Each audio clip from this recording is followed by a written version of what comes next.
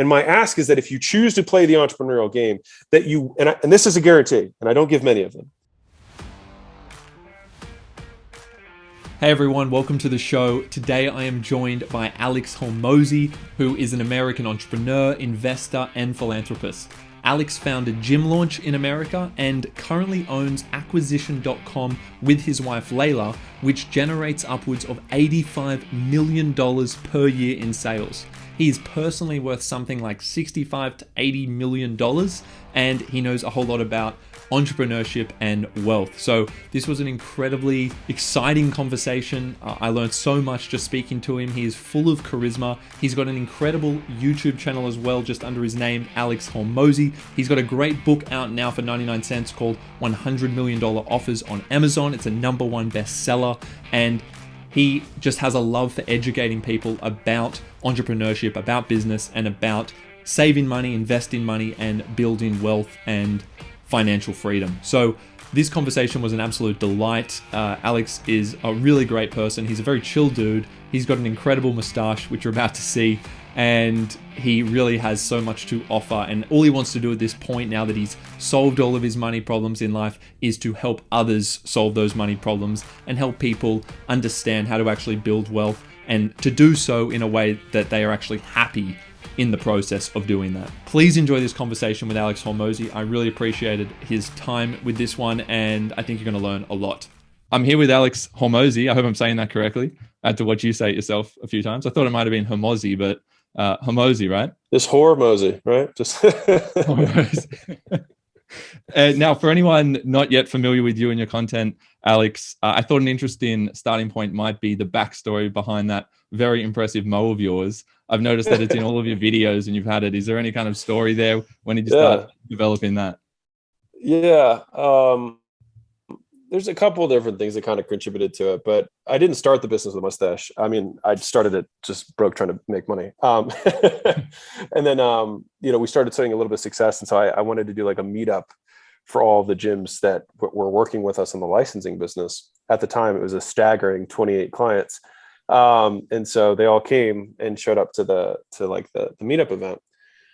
And I was super nervous. I was really, worried that they wouldn't think I was legit, and I was young, and a lot of them were older than I was. They were, full business owners and whatnot, and they're coming to learn from me. And I was like, I mean, I did have way more gyms than they did, and I had all the numbers to support it, but I was like, I'm a kid. I don't know what I'm doing.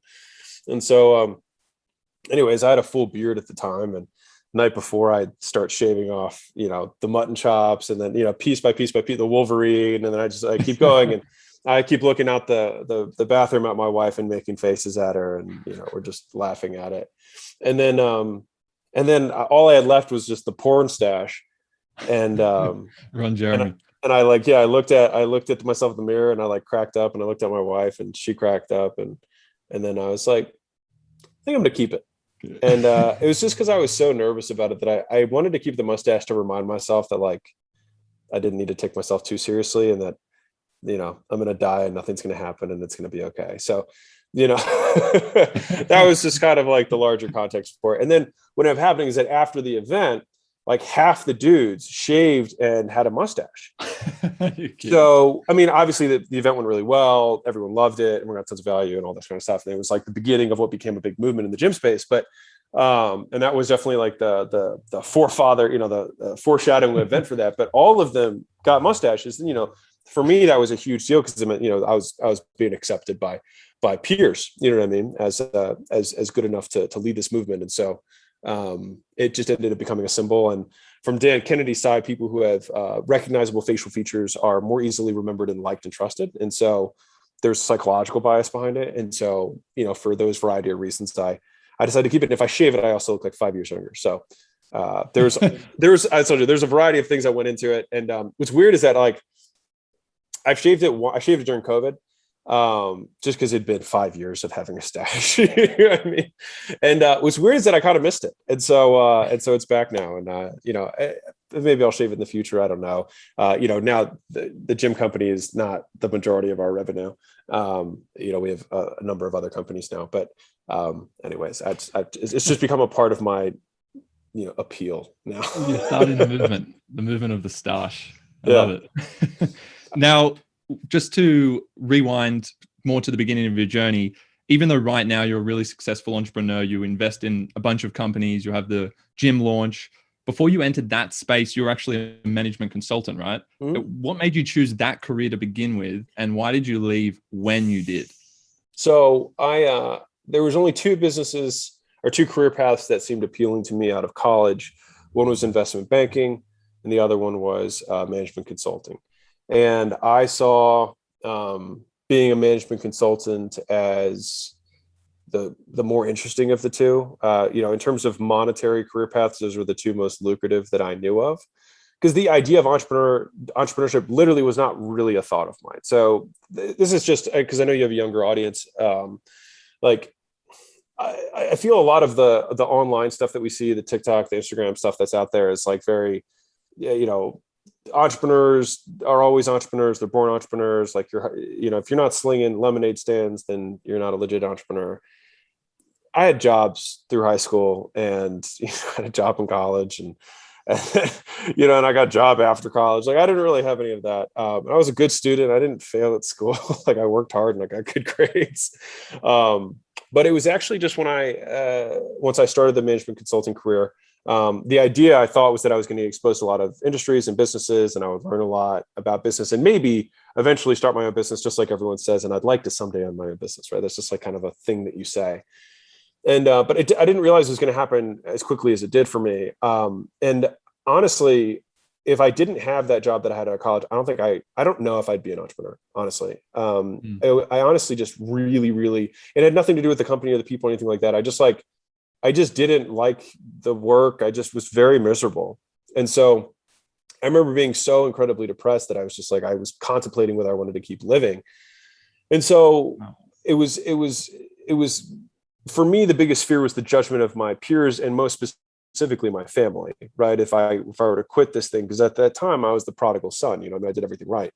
And so to leave that for, being a gym owner was not considered fairly, very prestigious from the path that I was on.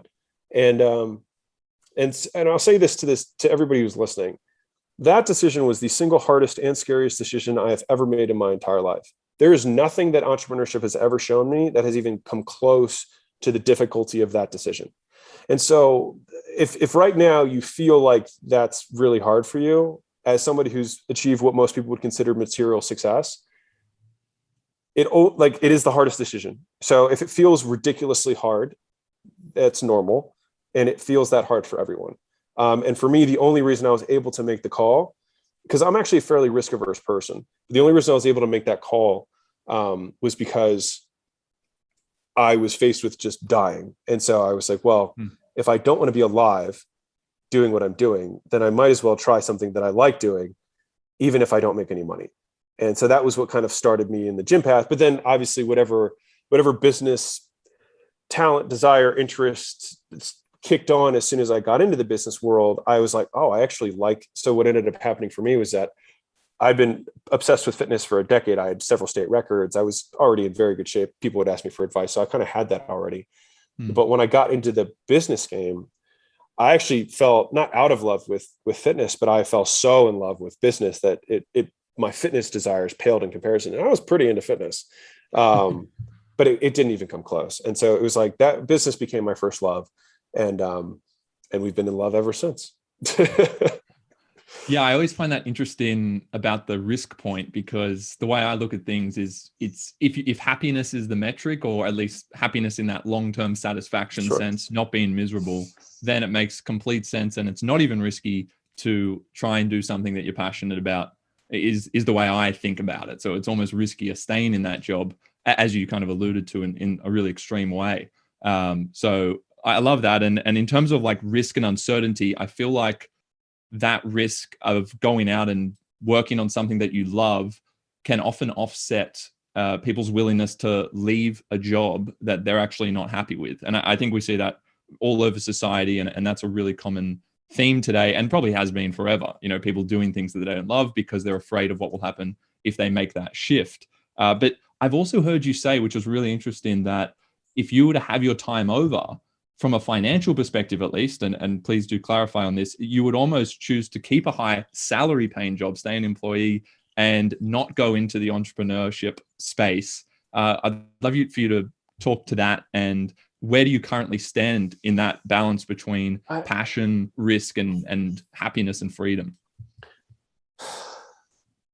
It's really hard. You know what I mean? It's very hard for me because I think having achieved, what we've achieved in terms of material numbers, I don't know if the audience knows, but you're doing like $85 million a year, right? Revenue? Yeah. Big numbers. And so, just for context for the audience. So it's not like we just sold a 7-figure course and like we're posting about Lambos and stuff. We've achieved a material amount, and it continues to pump out cash flow every day. And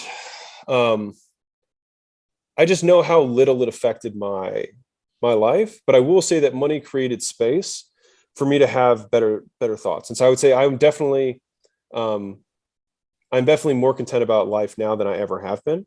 But it's taken me a long time to get here. I don't think I was naturally a happy person.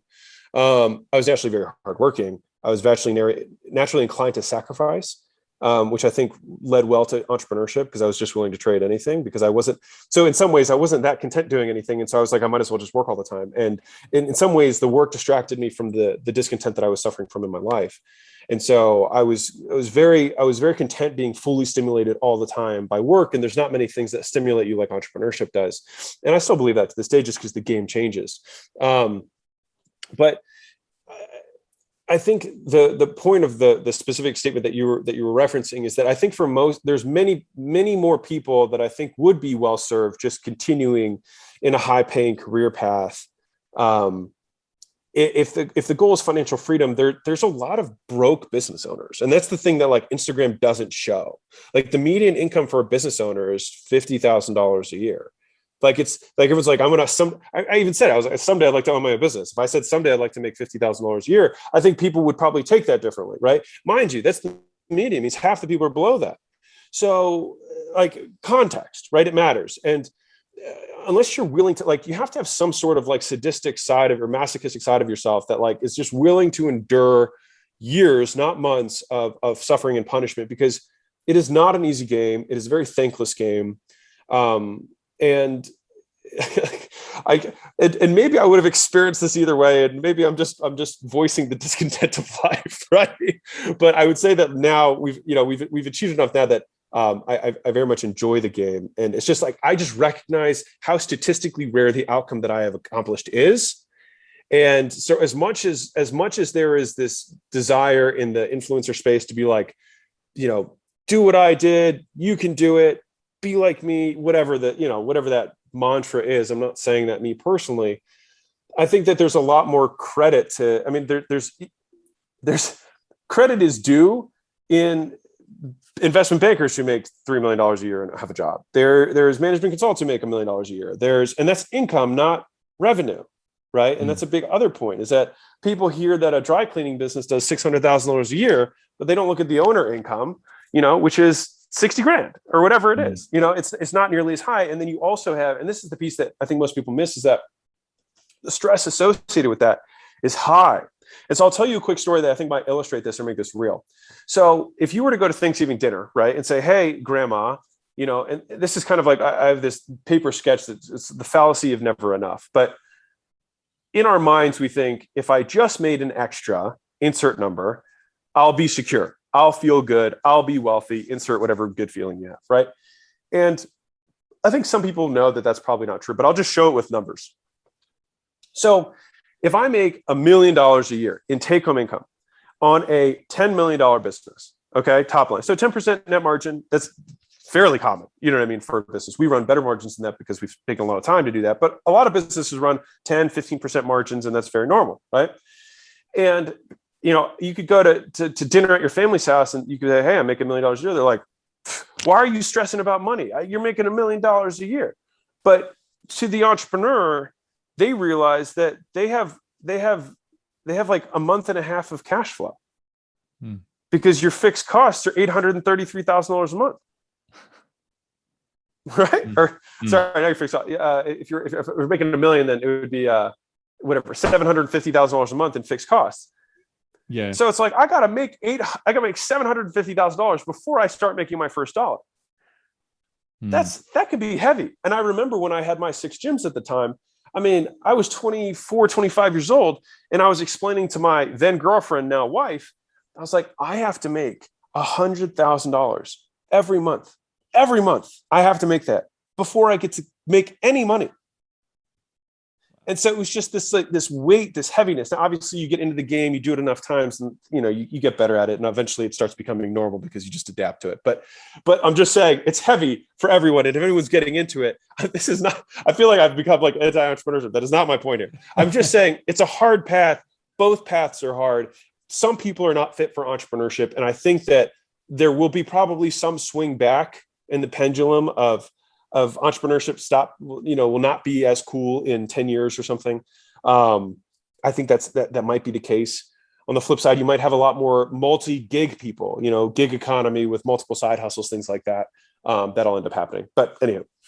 No, I think that's a really important perspective because, as you said, on Instagram, social media, it's very glorified at the moment and everyone wants to have a crack. And I actually think that's amazing. Like, I'm an optimist and very positive person about this. And I'm like, that's incredible that you can find something that you're passionate about and build a business out of literally anything. I think you can literally build a business around any subject matter, but it's really hard work to make it work in certain fields and industries, and more so than others, some more than others. Let me put this one caveat.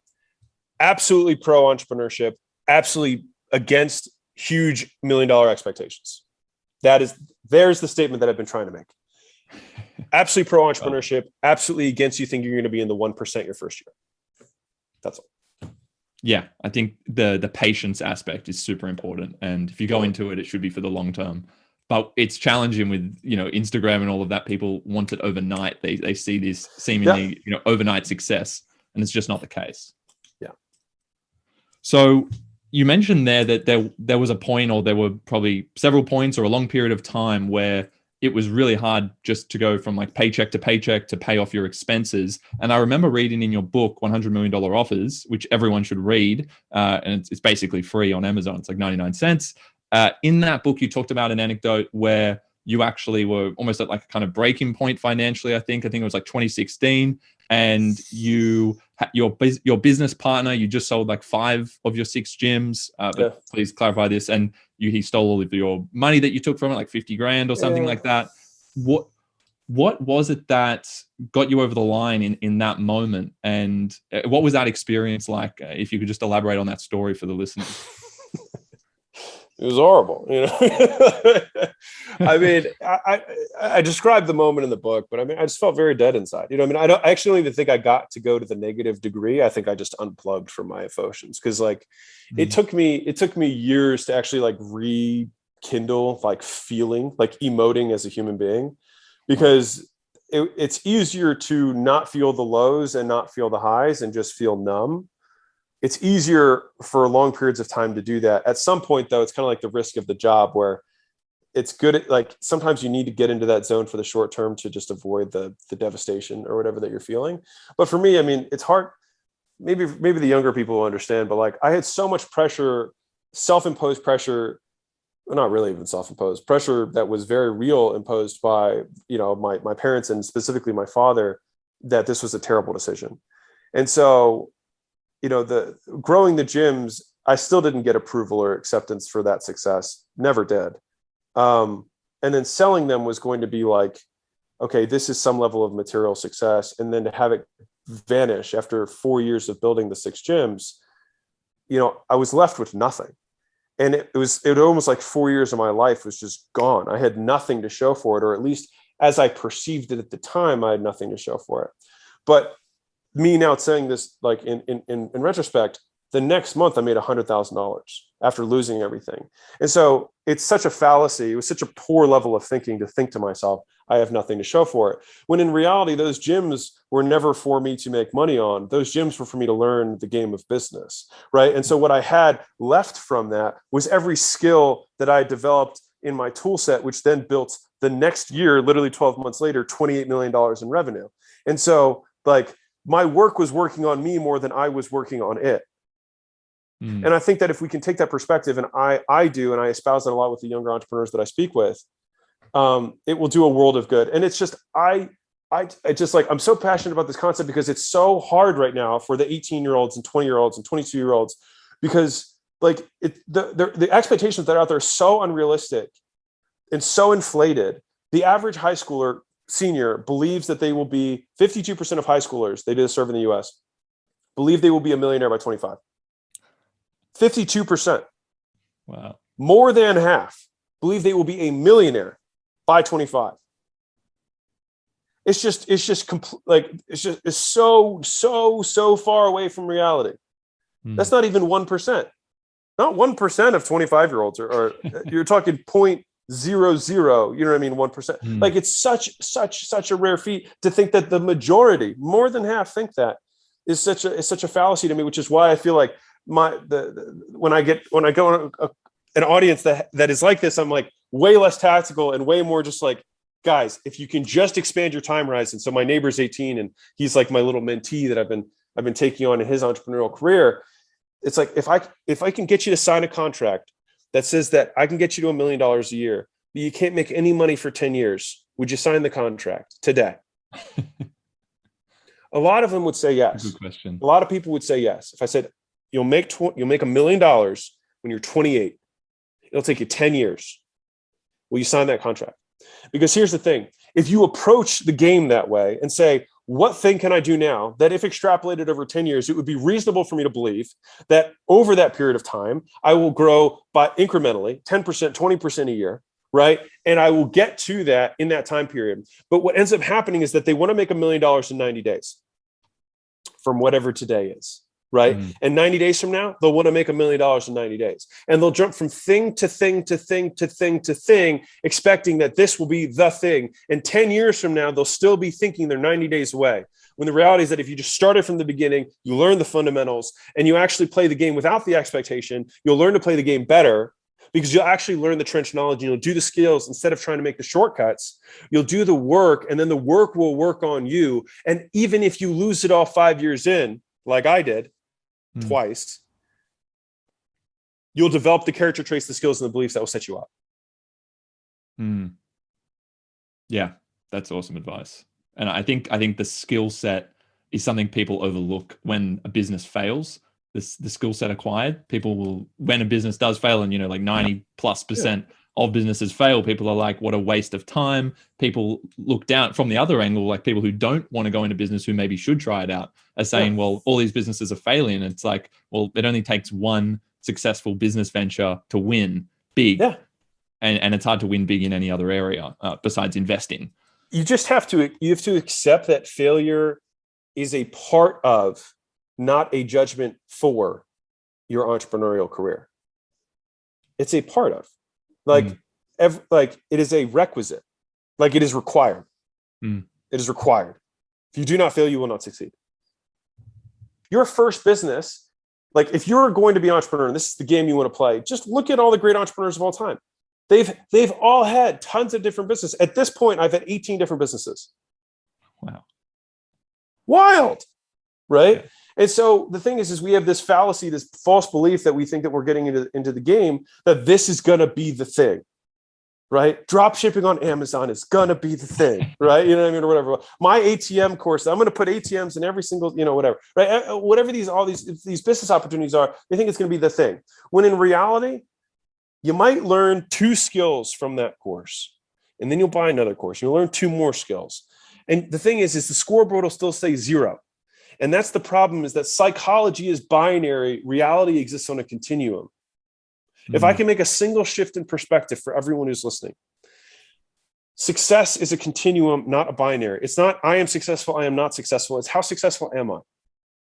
And how skilled am I? Not am I skilled, am I not skilled? How skilled am I? And so let's say, and this is the reality in terms of like people are like, I want to learn marketing. They'll say amorphous things. They don't even know what they're saying, right? I want to learn marketing. And I'll be like, what's that? What does that entail? What is marketing? Marketing is actually not anything, right? Marketing is a word that we use to cover 30 different smaller skills, right? Writing headlines, writing copy, making creative, buying media, right? Building web pages, creating offers, right? There's all these, all these subcomponent, email follow, like there's all of these pieces that go into that. and they say, I want to learn marketing. And so then they buy a course on, I just use this as an example, they buy a course on copywriting, and then they don't become a millionaire 90 days later. And they think, this course is a scam. When in reality, you need to learn arithmetic before you can learn before you can learn algebra. One is a stepping stone for the next one. It is a sequence. And so the visual that I like to give for the new entrepreneurs is it's a bridge between where you are and where you want to go. And there's a big bucket of dollars on the other side of this bridge, and there's you on this side, right? And until you build every single piece of the bridge, the dollar cannot walk across into your pocket. And so what happens is you might have 40 or 50 skills that you might need to acquire. You got to learn how to sell. You got to learn some sort of skill that you can sell in and of itself, like the thing you are fulfilling in addition to the skill of sales, right? You might have to learn how to do lead generation, right? Which would be like, am I going to use paid ads? Am I going to use earned media? Am I going to use affiliates? Am I going to use referrals and word of mouth strategy? Am I going to use a cold outbound, right? There's all these different strategies that we can use to get customers. Which one am I going to use? If I'm using cold calling, well, I got to learn a pickup script. I got to learn how I'm going to get the data, and I got to scrape it. And I'm saying this not to overwhelm people, but to explain that it's not like 2 things you have to learn and you're going to make money. You got to learn like 30 or 40 skills. And if it's like, wow, Alex, that sounds like a lot. Well, if getting rich were easy, everyone would do it. And it wouldn't be worthwhile because everyone would do it. And so if we can appreciate that there are lots of bricks on this bridge and we need to place them one at a time. And if you buy a course and you don't immediately become a millionaire, it doesn't mean that it was a failure, and it doesn't mean you are a failure. It just means you're one step closer to becoming a millionaire. Yeah. And so if we can just shift that one perspective, that would be like my greatest desire for anybody who's listening, is if you can just think to yourself, I am closer to my goal, rather than I am a binary, A, B, failure, success. And so here's what's funny. People will buy the courses and they'll watch the YouTube videos and they'll go through the content, all this stuff, right?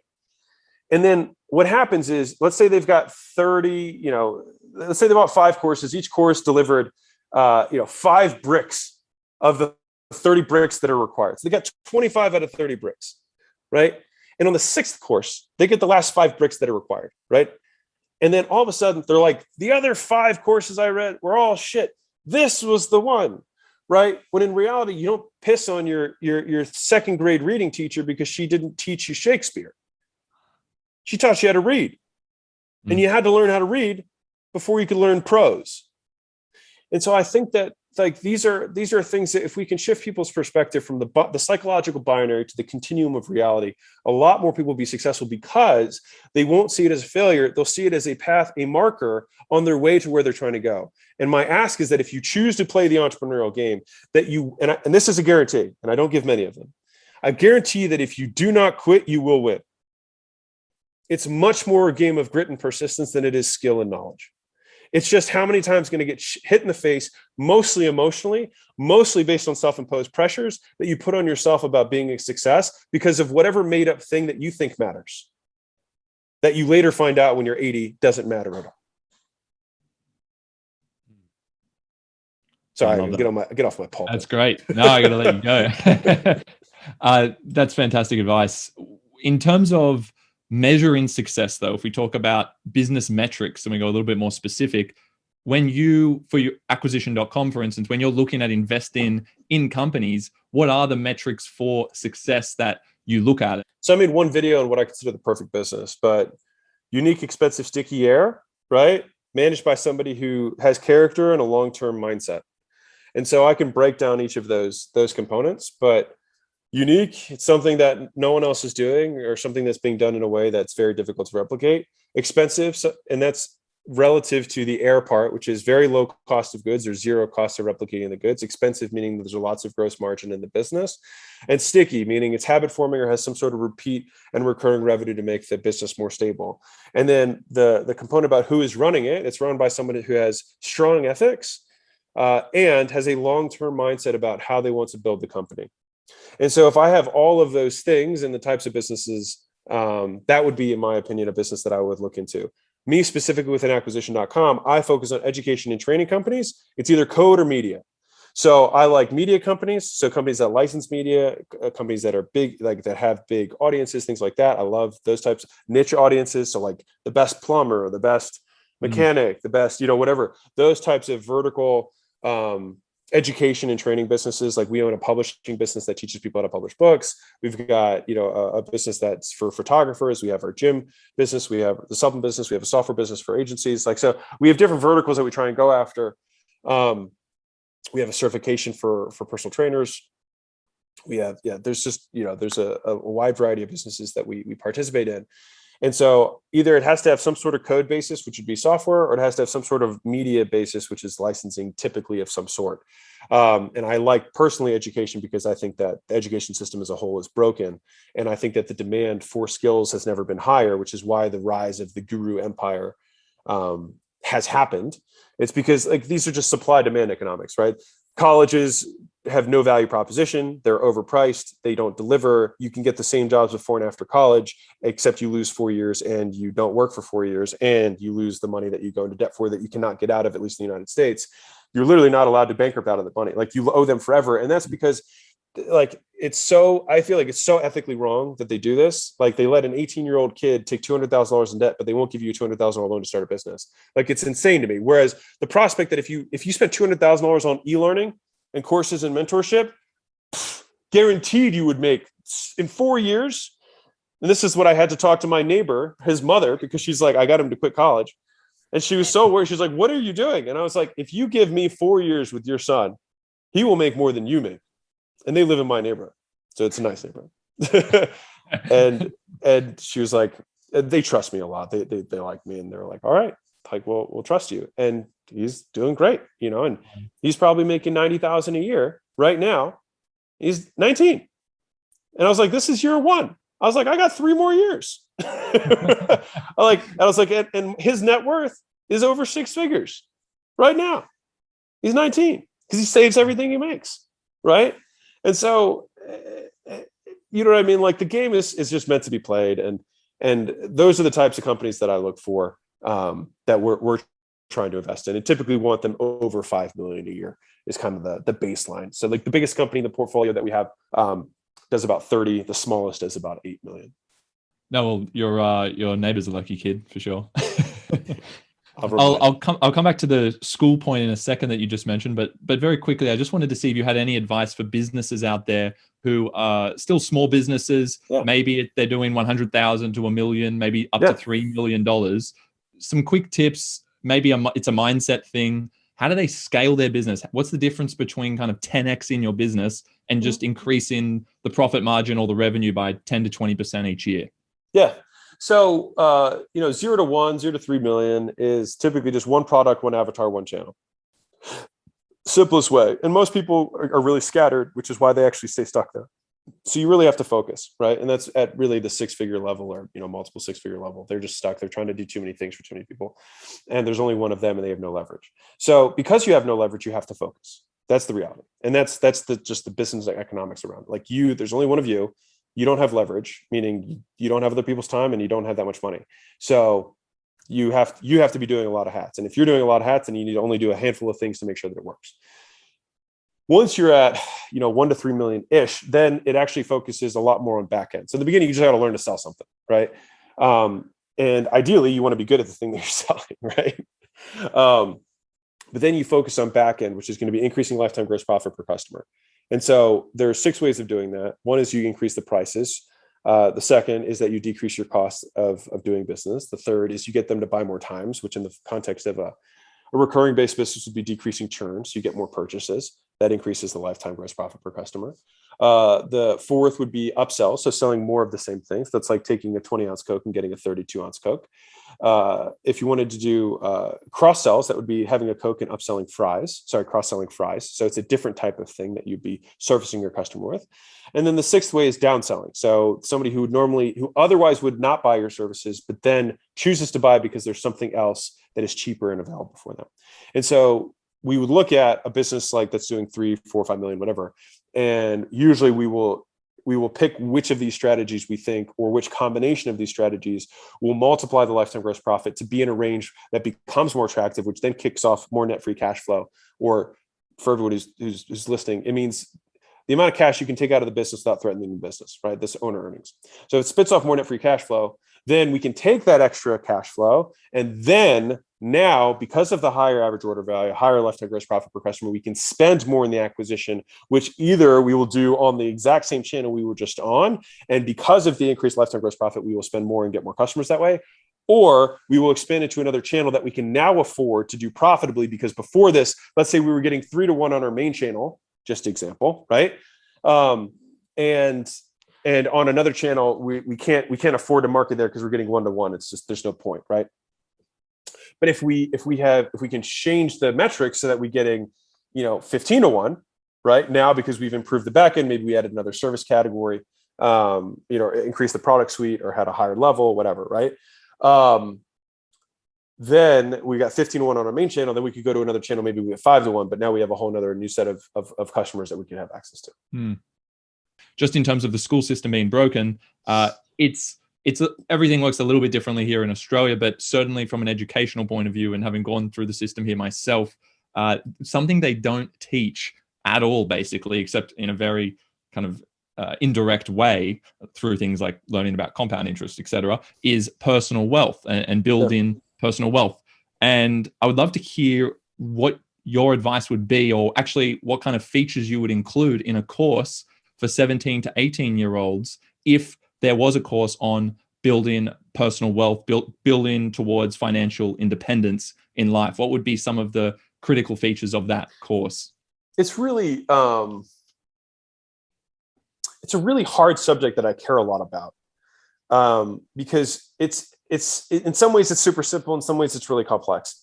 And so it's hard because there's some people that I'm thinking of that I'd be like, oh, this is how I talk to you about this. And then for many others, I would say, we're not talking about that at all. We're just going to focus on these things, right? And so I think wealth gets people excited, but what it really is personal finance. And that's what people need. That is the requisite step. That is the arithmetic before the multiplication, right? Like, we have to learn how to add and subtract before we can start doing multiplication. And so it kind of functions like that with personal finance. Like, if you can't save money, you can't invest and become wealthy. And people don't know how to save money and are trying to invest and become wealthy when they're broke as fuck. Sorry, broke as darn. It's putting the cart before the horse. And I'll tell you a quick story that maybe will drive this point home. I got a DM from an 18-year-old kid, and he said, hey, I'd love some investing advice. I've got $2,000 saved up. It's making me $100 a month, which I have no idea how he's getting 100% returns or whatever the hell it is. I'm sure it's some crypto nonsense. But the point is he's like, I want some investing advice. And the thing is people we're doing things out of sequence, right? No one, unless you are in 2009 buying Bitcoin for 30 cents, ain't going to happen anymore. Unless you're that guy, no one's getting rich on $2,000. No one's getting rich on 10 grand. Really, no one's getting rich on 100 grand. So that investment, in my opinion, should be in skills. If you empty your purse into your mind, no one can take it from you. It's a paraphrasing of a Ben Franklin quote, who was a president of the United States for your Australian audience. All right. And generally smart dude. Anyways. Step one is personal finance. Is most people far, far, far overextend themselves. They get credit cards, they get in debt, and it's just this consumerism that just is so stupid because they're flexing for people to pretend like they're successful. It's just the dumbest thing in the world. And so I guess the question for most people is like, the adding and subtracting of personal finance is simple. The question is, why aren't you doing it? Right? And so then you have to face the real things, which is like, I'm wildly insecure. I care about what everyone else thinks. I would rather, I'll ask you this question, and everyone can think about this for themselves. Would you rather everyone think you were wealthy, but actually be poor, or have everyone think you are poor and actually be wealthy? And I think the root of that answer will tell you whether or not you will be wealthy. Until you solve that question the right way, until you truly internalize that, and you decide, I would rather feed my family without anxiety. I would rather have a wife who is supported. I would rather own my home in cash. I would rather drive a used car, my pretty much most of my adult life, until my income far exceeds, what I would ever pay. And I continue to reinvest all of the excess cash that I have, because I don't spend it on stupid stuff, into my brain, into more skills. If you can play that game, you'll win. And I'll just tell one quick story, which is like in the beginning, I slept on the floor of my gym for 9 months when I started my first business because I couldn't afford 2 rents. So it's $5,000 a month, and I had $5,000 total. So like, I didn't know what I was going to do. I remember doing $5,000 in sales the first month, and then watching the rent check go out and having it go back down to zero and being like, shit, what am I going to do? I was able to the next month do $10,000 and I kept 5. The next month I made $15,000, kept 10. The next month I made $20,000, kept 15. And I did that all the way up to $35,000 a month.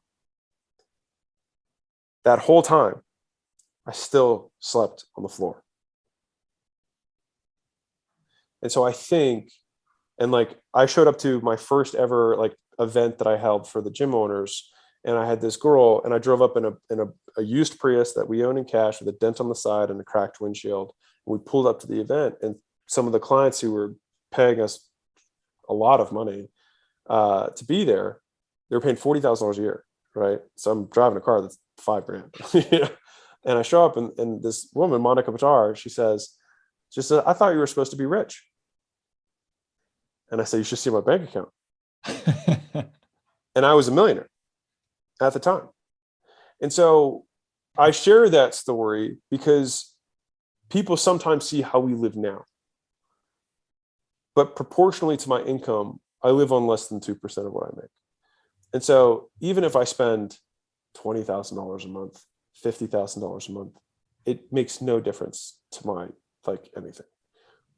And it looks crazy though, like flying in private jets and all of this stuff. But like, that's not like, don't look at what people do now and try and emulate that.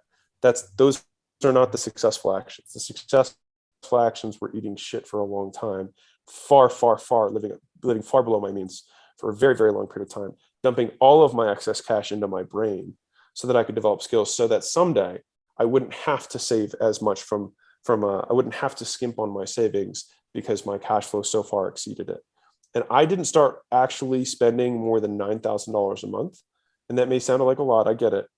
But when we started spending more than $9,000 a month, I was taking home over $1.5 million a month. I lived on an apartment that cost me $1,200 a month when I was taking home $1 million a month. Wow. A 1-bedroom. And so I think this is the piece that is lost, like in the Instagram culture. Humble beginnings. They were humble throughout, you know. Yeah. I'm just saying it for context. It's like we just don't get ahead of ourselves. Just the investment should be in your brain. It's not like that's not just an aphorism. Like it's if you get smarter, you get the skills, you'll make the money, right? Like thinking that you're going to hit it big on the next Bitcoin. It's such a crapshoot. You're not going to be lucky. You're just going to lose. That's all. Like the statistics are far in your favor that you're just buying lottery tickets rather than buying the sure thing, which is that if you increase the value of yourself, you will always be able to make more money than you need. That's awesome, man. And that's a good place to wrap. Alex, do you want to just tell people where they can find you, find more of your content? Yeah. Sure. You can go on YouTube. You can search my name, Alex Hormozi, Hormozi. Acquisition.com is my portfolio company. It owns all the other subsidiaries. I have a free course on there that goes with the book that's 99 cents. There's no opt-in, there's no upsells. It's all free. It has downloads, checklists, everything you need to create your first offer to sell to a marketplace, independent of whatever type of business you want to start, whether it's mowing lawns, being a babysitter, putting ATMs in place, selling marketing services, doing drop shipping. It doesn't really matter. It all is going to start with an offer that you're making in the marketplace in that book. And the course will show you how to do it. Thanks so much, man. So guys, make sure you check out those channels. And remember, he has nothing to sell you. I think that's an important point. Alex, thanks so much, man. That was like tremendous advice, and your energy is palpable. So I really enjoyed this conversation. I hope everyone learned a whole lot from this. And just thanks for everything you're putting out, because there's not a lot of people who are as wealthy and successful as you who are putting out the quantity of content that you are. And YouTube's such a wonderful platform. And for you to be using it the way you are is really appreciated by me and the community out there. So thank you so much. No, you bet. Thanks. And I have a podcast called The Game if you want to search for that too. If you're a podcaster, I've got that too. So awesome. Thanks so much. Thanks so much, Alex. Great to see you, man. All right, later, brother.